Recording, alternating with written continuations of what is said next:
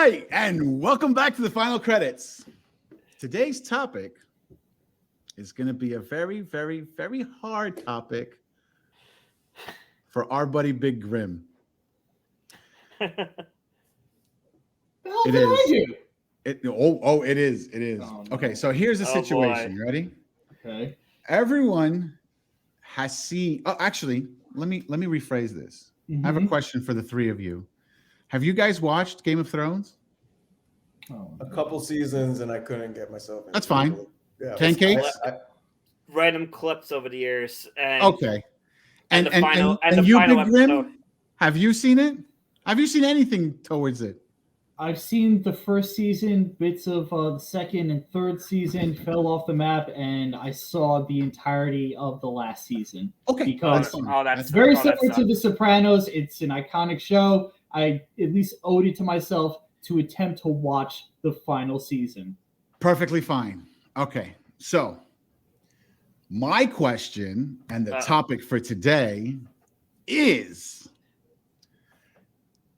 Dungeons and Dragons came out with their movie trailer, right? Yeah. Why does it feel more like it's Thor Love and Thunder than it is Game of Thrones? Are you high? What are you on? Go ahead. No, because I'll tell you why. I'll tell you why. Here's the situation. Roll credits. Yo. Don't roll credits. Here's the situation. Boys, mommy and daddy are fighting. Don't worry about it. Everything's fine. Right. The reason why I bring this up is because as a person who does not play Dungeons and Dragons, that's me, not this guy right here. Okay. The other way. Oh, right. The other way. Okay. So as a person who doesn't play it, when I think of D&D, I don't think, comedy. I don't think Thor Love and Thunder. I don't think Thor Ragnarok. Mm-hmm. I think something serious. Like these are players that play a serious game that they want to win. They have to go through this whole quest. Everything is methodical. They come up with these ideas. You have your game master, all right, coming up with your situations of what you're doing. Mm-hmm. Watching the trailer, though, made me feel like it's a comedy more than it is, mythical fairy tale. BigGrim, what do you think? Okay, so now that I've gotten over my heart palpitations, I actually can answer this question, like, realistically.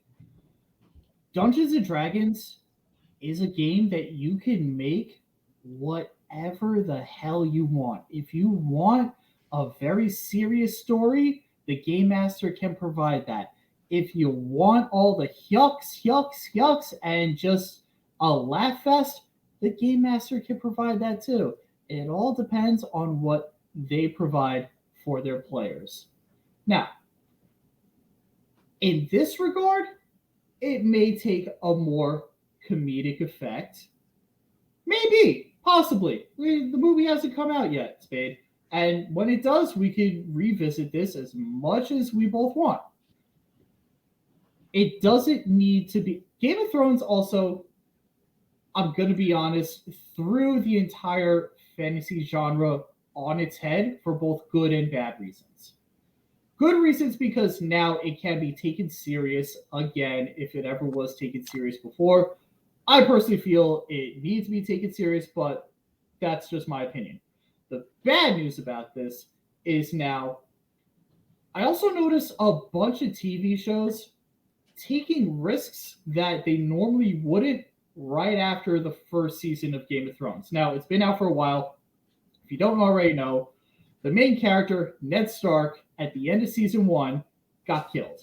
Spoilers! Now, the major thing is that no, for any story, any story in general, main character is untouchable, has that thick as hell plot armor, cannot be touched at all. So Game of Thrones decided, no, we're going to do that. Everything is kind of trying to do that now, where it's like, no strings attached, which is both a good thing, but it's also a bad thing too, because now everyone is trying to do it. Exactly what Spade just said verbatim, just for a pop, just to be like, oh, people need to tune in. I need to see this now. Man, you need to be confident in your own stories, your own effects, your own actors. You need to be confident in these key things for any story, show, or movie to be popular. Getting back to D&D, this is, as we've said in a previous video, this movie needs to succeed. If the franchise is going to continue as a cinematic universe, as anything, it needs to succeed. Unfortunately, some people think, well, comedy is automatic success. We're absolutely going to do it. That may be true. That may not be true. Time, unfortunately, is going to tell. Thor: Love and Thunder, I'm not getting those vibes yet, because not for nothing, I didn't get those vibes even watching the trailer for Thor: Love and Thunder. Mm-hmm. And I expected it to be better than Ragnarok, and it was on par with Ragnarok. Ragnarok, in my opinion, was a dumpster fire. Plain and simple. I'm not going to go any further because that is a solo video on its own. But that I hope that was able to answer your question, Spade. The one thing I just want to add to this is that it's just the first trailer, and it has two trailers out. Well, okay, I've only seen the one trailer. Sounds like for a future video, maybe the next video, we may have to do another trailer reaction to at least. I think we will. The first and second trailers, if these three haven't seen them. I know I have. I actually saw it right before we started this today. I'm not kidding. Good time. All right. Johnny, you got anything to say or just leave it at that? All I'll say is that, it's the first D&D movie that is being sold to the masses, right? So it's like you said, Grim. No, it's second or third, yeah. You don't remember the one with Marlon Wayans? No, because it wasn't a popular movie. He's right. He's absolutely right. This is a AAA movie. It's being pushed as such. They want it to be viewed by as many people as possible. This isn't like whatever came before it. They want it to be like an MCU level movie. You can tell they want to make this something. That there's the MCU, there's the MonsterVerse of Godzilla. That's what I'm saying. It could be a mistake. They could be trying to take influence from the MCU, what makes it so viewable and what makes it so accessible to everybody, like the humor aspect, everything like that. It could work. It might not work. I think there's a chance it could make it very polarizing. The fans might not like it, but maybe non-D&D fans might watch it for the first time thinking like, oh, why not? Let's watch this movie. There's nothing else to do this weekend. That ends up being like a big thing. Who knows? But all we need to remember is that this is being pushed as a movie for the masses, and they will take the directions they will need to take to make sure it's as successful as possible. So I have a question for Grim. Yes, Pancakes. What's up? Don't worry, this question won't kick you in the balls like Spade's question did. Yeah.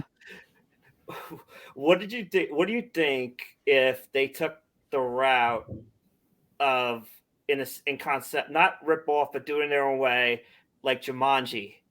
People playing a game, but a game that comes to life, or if they took that route with D&D instead of doing because then people would instantly think it's a Jumanji ripoff. Hang on. So if let's say I had a stupid amount of money and they tell me and they say, Grim, we want you to be in charge of the new Dungeons & Dragons movie coming out. You get the cast, you get everything. You have the main story. First and foremost, big, grand adventure. But what I would have is like certain times you hear or see something that doesn't sound right. You would see a guy doing various roles. You would have like the same person be that shopkeep over there, that villager in the other town, also probably the sheriff of said town, also maybe the bad guy too, because that's what the Dungeon Master does. And at the end of the day, if the heroes win or they don't win, whatever happens, oh my God, so yay, they won, huzzah, oh my goodness, such a tragedy.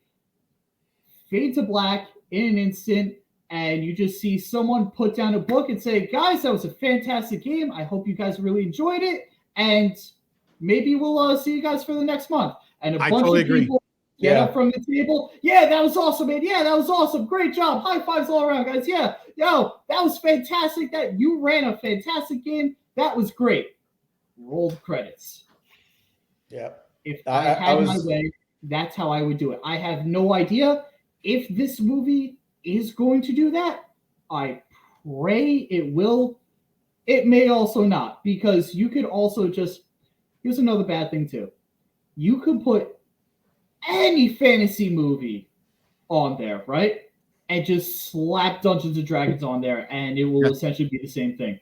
Correct. All right. Pretty much, Lord of the Rings, one of my favorite franchises. You can take off Lord of the Rings and just put Dungeons and Dragons on there, and it'll fit.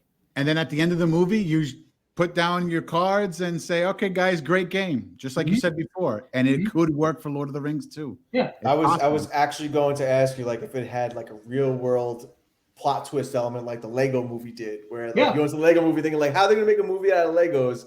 And then like the whole thing with Will Ferrell at the end of the movie just made sense of the whole thing. It's like, the entire time it was just a kid building Legos. Right. It was just like this movie. It's like the entire time it was just like a D&D crew just doing their thing. And that is actually the perfect thing to do it. The sad thing now is that unfortunately people, will see the Lego movie and automatically think, oh, they just stole that from the Lego movie. Meantime, the further thing cannot be from the truth. Like, we as a community and players, I'm not the only one who thinks this too, that this should be like the true ending of the movie. But also to bring up something else that Johnny said earlier too, I want to bring up. There was a movie that came out a while ago, and I'm talking about people who have never heard of Dungeons & Dragons versus the players who've done this for a week, a month, a year, 20 years. There's a movie that came out a while ago called Warcraft. It was based on the video game World of Warcraft. I saw this with 3 other individuals, not stated here. 2 of us have never played the game, and the other 2 have so deeply seated in the lore, in the game, read the books, has done everything. Mixed reaction? Myself and the other friend who have never played the game saw it as a very good action movie. The visuals were great. The acting was pretty good. It was nice. It was very good. My other 2 friends who have played this game and read the books, astonished. My God, this should get an Oscar. Oh my God, the detail that they put in here. They included this. They included that. That blade of grass over there. That means something. Just it. And also for you D&D fans out there, it is all in the eye of the beholder. Yeah, different strokes for different folks. That's what it is. So hopefully movies are subjective. Movies, TV shows, all entertainment in that sense are all subjective. What I like doesn't necessarily mean that you like. And same thing with music. You know, there are people who like rock, but there are people who hate rock and only listen to country. So it varies. So it's all open to an interpretation. So with just as long as it's not another battleship. they don't Why would you put that in the universe? I got a better one for you. What was that movie with The Rock where he played Doom? Another video game? Doom? Oh. I'm not supposed to die. Even the other one. The one with the Rampage. Rampage. That's what it was. Yeah. That was a dumpster fire. And on that note, let us slow down low. Tell us what you guys think of what we just talked about before these guys start throwing more things at me. Roll out. Roll credits. We out.